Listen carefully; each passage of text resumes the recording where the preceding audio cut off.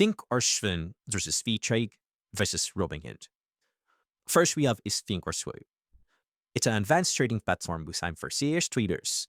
It offers professional-grade charting and technical analysis tools, options features for its stock trading, things good for analyze strategies and backtesting, labor trading to practice without real money. To deal for active trade with investors or deep market analysis and customization. Naturally, Etrade. Etrade is a well-rounded brokerage with permission-free stock and ETF trading, powerful trading app funds, botanic accounts, mutual funds and bonds, and advanced signing, but easier to use than Thinkorswim. It's great for both long-term investors and active traders who want a balance of features and usability. Then lastly, we have Robinhood. Robinhood is a beginner-friendly app with collision-free stock, ETF, options, and tracker trading.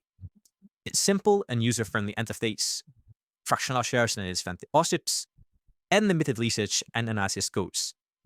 It's best for casual investors who want a no-frills, mobile-first experience but lacks the depth of the other two platforms. So which one should you choose?